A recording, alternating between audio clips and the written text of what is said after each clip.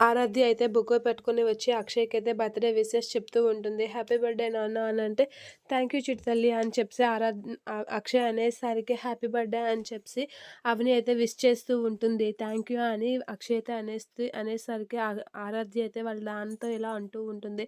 నీ బర్త్‌డే కదా నాన్న ఈరోజు అంతా అమ్మే చేస్తుంది. నీకు అన్నీ అమ్మే దగ్గరుండి చూసుకుంటుంది అని చెప్పేసి ఆరాధ్య చెప్తూ ఉంటుంది. అలా చెప్పేసరికి సరే నీ ఇష్టమే అని చెప్పేసి ఆరాధ్యతో వాళ్ళ నాన్నయితే అనేస్తూ ఉంటాడు. అలా అనగానే బయటైతే అక్షయ్‌కి తలంటు స్నానం చేయడానికి అవని అయితే నూనె అవి తెచ్చి తలంటుతుంది. అదంతా చూసి పార్వతి అయితే షాక్ అవుతూ ఉంటుంది. అదేంటి ఈరోజు అక్షయ్ బర్త్‌డే కదా! అన్నీ నేనే చేస్తానని పల్లవితో అవనికి చెప్పినా సరే అవని ఇలా చేయడం ఏంటి నాకు అర్థం కావడం లేదు అనైతే పార్వతి షాక్ అవుతూ ఉంటుంది. అవని ఈ మధ్యన కోరిండే వేధించుకొని అన్నీ చేస్తున్నట్లుగా ఉంది అని చెప్పేసి పార్వతి అయితే చాలా ఫీల్ అవుతూ ఉంటుంది. నేను అక్షయ్‌కి అన్నీ చేస్తానని తెలిసినా కూడా అవని చేయడం ఏంటి అనైతే కొంచెం ఫీల్ అయ్యి పార్వతి అయితే చాలా హర్ట్ అవుతూ ఉంటుంది. ఇక పార్వతి అలా హర్ట్ అవుతూ క పార్వతి అయితే అక్షయ్‌కి కొత్త బట్టలు తెచ్చి, "అక్షయ్ నీకు బట్టలు కొనేసి తెచ్చాను. ఇవి వేసుకోరా" అని చెప్పేసి అయితే అంటూ ఉంటుంది.